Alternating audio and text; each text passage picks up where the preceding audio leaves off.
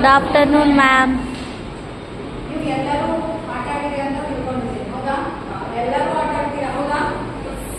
ಈಗ ಹೊರಗಡೆ ಹೋಗಿ ಆಟ ಆಡೋದಂತೂ ಆಗಲ್ಲ, ಬಿಸಿಲು ಭಾಳ ಐತಿ. ಆದ್ರಿಂದ ನಾವೇನ್ ಮಾಡೋಣ, ಒಳಗಡೆನೆ ಆಟ ಆಡೋದಂತ. ಹಂಗಂದ್ರೆ ಯಾವ ಆಟ ಆಡೋಣ? ಕೇರಳ ಚೆಸ್ ಅಂತಲ್ಲ, ಸಂಖ್ಯೆಗಳೊಂದಿಗೆ ಆಟ ಆಡೋಣ. ನೀವು ಯಾವಾಗಾದ್ರೂ ಸಂಖ್ಯೆಗಳೊಂದಿಗೆ ಆಟ ಆಡಿರಾ? ಆಟ ಆಡಿರಿ? ಇಲ್ಲಲ್ಲ. ಹಂಗಂದ್ರೆ ಇವತ್ತ ನಾವು ಸಂಖ್ಯೆಗಳೊಂದಿಗೆ ಆಟವನ್ನ ಆಡೋಣ. ಆದ್ದರಿಂದ ಇವತ್ತಿನ ಪಾಠ ಏನ್ ಹೇಳಿ? ಸಂಖ್ಯೆಗಳೊಂದಿಗೆ ಆಟ.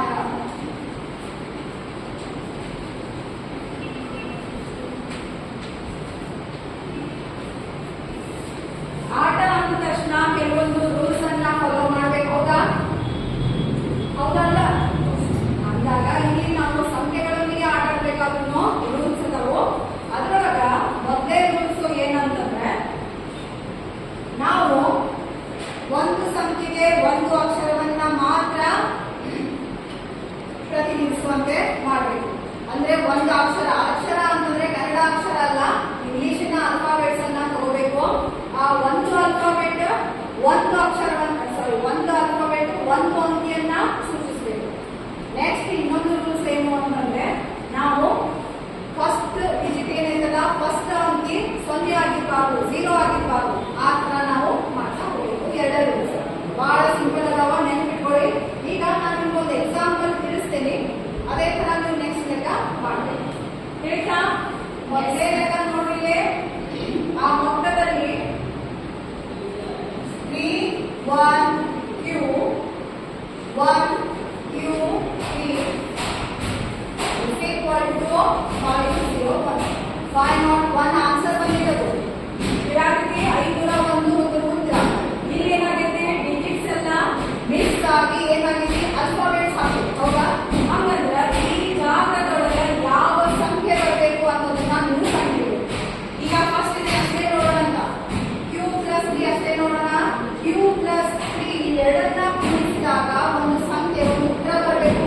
ಆ ಉತ್ತರ ಹೆಂಗಿರ್ಬೇಕು ಅಂತ, ಬಿಡಿ ಸ್ಥಾನದೊಳಗ ಒಂದು ಬರೋ ತರ, ಬಿಡಿ ಸ್ಥಾನದೊಳಗ ಒಂದು ಬರೋ ತರ ನಾವು ಟ್ರಯಲ್ ಅಂಡ್ ಎರರ್ ಮೆಥಡ್ ಮಾಡ್ತಾ ಹೋಗ್ಬೇಕು.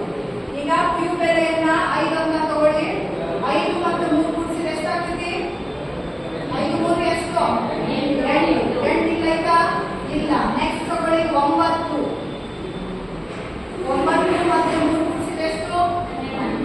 12. ಇಲ್ಲೇನಾಯ್ತು? ಇಲ್ಲೇನಾಯ್ತು? 1 ಬರ್ತದೆ, ಹೌದಾ? ಹಂಗಂದ್ರೆ ನಾವು ಯಾವ ಸಂಖ್ಯೆ ಕೂಡಿಸಿದ್ರೆ ಬಿಡಿ ಸ್ಥಾನದೊಳಗ 1 ಬರ್ತೈತಿ?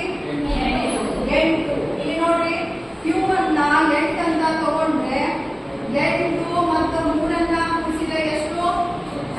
11. ಇಲ್ಲಿ ಸಿಗ್ತಾ ನಮಗೆ 1 ಬರ್ಬೇಕು, ಹೌದಾ? ಈ 1 ಅನ್ನ ನಾ ಇಲ್ಲಿ ಬರೆದ್ರೆ ನೆಕ್ಸ್ಟ್ ಈಗ ಇಲ್ಲ ಇಲ್ಲಿ ಕೊಡ್ತೇವ ನಾವು.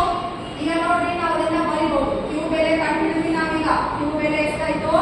8 ಅಂತ. ನಾವು ಅದನ್ನ ಇಲ್ಲಿ ಬರೆಯೋಣ ಅಂತ. 3 1 Q ಬೆಲೆ 8 1 Q ಬೆಲೆ 8 ಇದು 3. ಇದನ್ನ ಕೂಡಿಸ್ರಿ. ಈಗ 8 3 ಎಷ್ಟು? 11. ಆಯ್ತಾ? 8 9 10 3 4 5 1 ಉತ್ತರ. 5 1.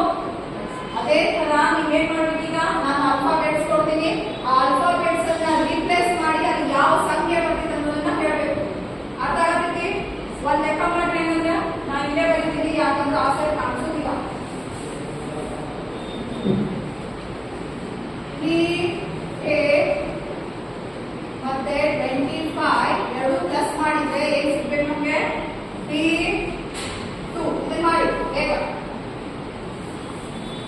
ನೀವಿಲ್ಲಿ ಏನ್ ಮಾಡ್ಬೇಕು? A ಬೆಲೆ ಕಂಡುಹಿಡಿಬೇಕು ಮತ್ತೆ B ಬೆಲೆ ಕಂಡುಹಿಡಿಬೇಕು. ಈಗ ಹೇಳಿ, ಫಸ್ಟ್ ಇದನ್ನ ಅಷ್ಟೇ ನೋಡಿ. A ಪ್ಲಸ್ 5 ಕೂಡಿಸಿದ್ರೆ ನಮಗೊಂದು ಉತ್ತರ ಬರಬೇಕು.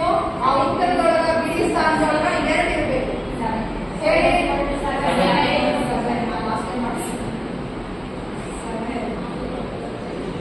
ನೆಕ್ಸ್ಟ್ 2 ಈಗ 5 ಎಷ್ಟಾಯ್ತು? ಇದು 2 ಬಂತ, ಇಲ್ಲಿ ಸೇವ್ ಆಯ್ತಾ? ಇದೇನಾಯ್ತು? 3 4 5 6. ಆದ್ದರಿಂದ A ಬೆಲೆ ಎಷ್ಟಿದೆ? 7. B ಬೆಲೆ ಎಷ್ಟು? ಎಷ್ಟು? 6. ಗೊತ್ತಾಯ್ತಾ? ನೆಕ್ಸ್ಟ್ ಇನ್ನೊಂದು ಲೆಕ್ಕ ಮಾಡಿ. ಬರ್ಕೊಳ್ಳಿ.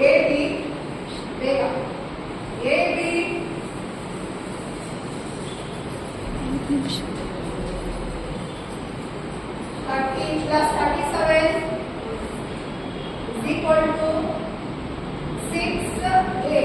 ಇದು ಮಾಡಿ ಫಾಸ್ಟ್ ಆಗಿ ನೋಡಿ ಬೇಗ. ನೀವು ಇಲ್ಲಿ ಎರಡು ಸಂಖ್ಯೆ ಮಾಡಬೇಕು. ಇಲ್ಲಿ ನೋಡ್ರಿ 8b plus 7 ಮಾಡಿದ್ರೆ ಒಂದು ಆನ್ಸರ್ ಬರಬೇಕು. ಅದೇ ಸಂಖ್ಯೆ ಇಲ್ಲಿ ಬರ್ಬೇಕು. ಮತ್ತೆ ಆ ಸಂಖ್ಯೆನ ಇಲ್ಲಿ ಕೂಡಿಸಿದ್ರೆ ಆಗೋದು. ಹೇಳಿ 8b ಬೆಲೆ ಎಷ್ಟಾಯ್ತು? b ಬೆಲೆ ಎಷ್ಟಾಯ್ತು? b ಮತ್ತೆ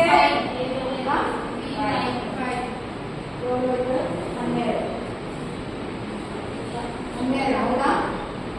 b ಬೆಲೆ ಎಷ್ಟಾಯ್ತು? 5 ತಗೊಂಡ್ರ? ಹಂಗಂದ್ರೆ ನೋಡೋಣ ಅಂತ. ಈ 5 ಬರೀರಿ, ಈ 7 ಅಲ್ಲ, 5 7 ಎಷ್ಟು? 12 ಆಯ್ತಾ? ಮತ್ತೆ ಎಲ್ಲ ಕೊಡ್ರಿ. ಇಲ್ಲಿ 3 ಆಯ್ತು ಆಲ್ರೆಡಿ. ಈ 2 ಏನಿರ್ತಲ್ಲ ಆ 2 ಇಲ್ಲಿ ಬರೀಲೇಬೇಕು. ಯಾಕಂದ್ರೆ ಇಲ್ಲಿ ಎ ಅಲ್ಲಿ ಇಲ್ಲಿ ಸೇಮ್ 2 3 4 5 ಎ ಬೆಲೆ ಎಷ್ಟಾಯ್ತು? ಎ ಬೆಲೆ ಅರ್ಥ ಆಯ್ತಾ?